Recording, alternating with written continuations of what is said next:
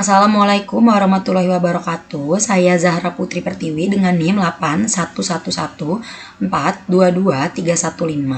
Di sini saya akan memaparkan materi mengenai teori-teori atau asas pembagian beban pembuktian dalam peradilan tata usaha negara guna memenuhi tugas untuk ujian akhir semester mata kuliah PTUN.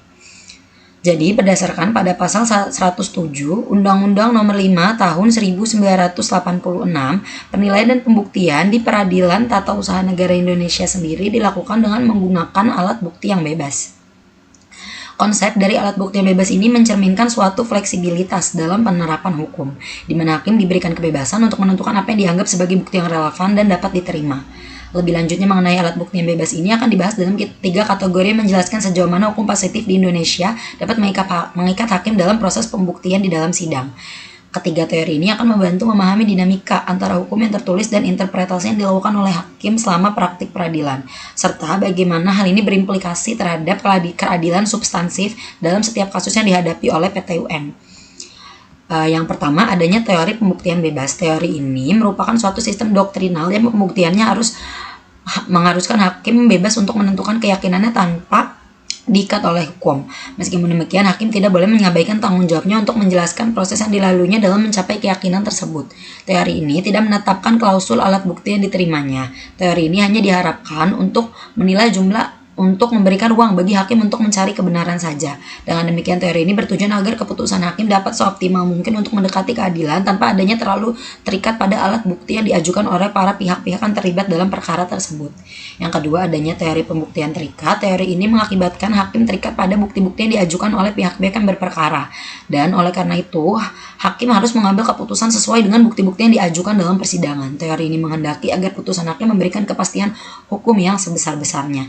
Akan tetapi, kelemahan dari teori ini terletak pada ketidakmampuannya untuk menjamin sebuah keadilan.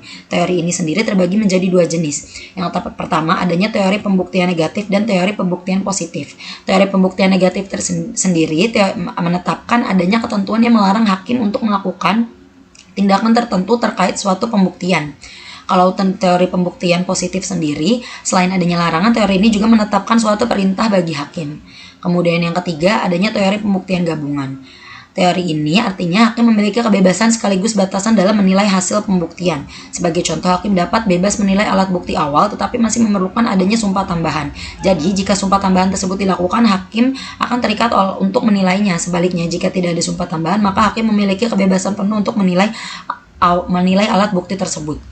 Hukum pembuktian dalam hukum acara peradilan tata usaha negara di Indonesia sendiri mengedepankan pembuktian kebenaran secara material. Ini berarti bahwa kesengketa ditangani oleh PTUN, hakim dituntut untuk mengadili kebenaran secara substantif.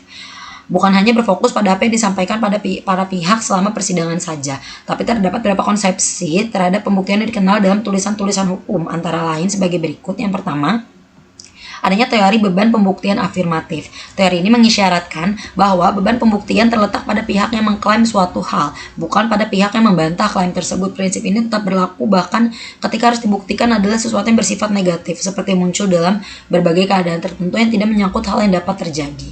Kemudian yang kedua, adanya teori hukum yang subjektif. Teori hukum subjektif ini berakar dari konsep teori beban pembuktian afirmatif tadi, dan didasarkan pada prinsip bahwa tanggung jawab dalam pembuktian klaim seharusnya ditanggung oleh pihak yang meminta pengakuan hakim tersebut terhadap hak subjektif yang diajukannya. Dalam konteks ini, pihak yang mengklaim hak subjektif, terutama klaim tersebut ditentang oleh lawannya, yang diharapkan untuk dapat membuktikan fakta-fakta yang mendasar mengenai hak yang mereka ajukan. Kemudian yang ketiga, adanya teori hukum objektif. Teori hukum objektif ini beban pembuktian terkait fakta-fakta yang ditarik kesimpulannya dari hukum objektif yang tercantum dalam berbagai peraturan, pengecualian, serta baik peraturan pokok maupun peraturan tambahan yang menjadi tanggung jawab para pihak yang terlibat dalam kasus tersebut.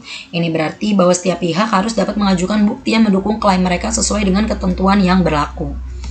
Kemudian yang terakhir, adanya teori keadilan. Teori keadilan sendiri memberikan panduan umum mengenai membagi beban pembuktian. Nah, yang merupakan aspek penting dalam proses peradilan tersebut tadi. Jadi dalam setiap situasi pembagian beban pembuktian, hakim diharapkan untuk mempertimbangkan berbagai keadaan konkret yang muncul selama pemeriksaan. Ini berarti hakim perlu menganalisis konteks serta fakta-fakta yang relevan untuk memastikan bahwa pembagian beban tersebut adil dan sesuai dengan situasi yang ada. Beban pembuktian untuk suatu fakta akan dipikul oleh pihak yang sedikit terbebani oleh pembuktian tersebut, sehingga menciptakan keseimbangan antara pihak-pihak yang satu dengan yang lainnya yang terlibat. Baik, terima kasih. Sekian pemaparan materi dari saya. Kurang lebihnya mohon maaf. Wassalamualaikum warahmatullahi wabarakatuh.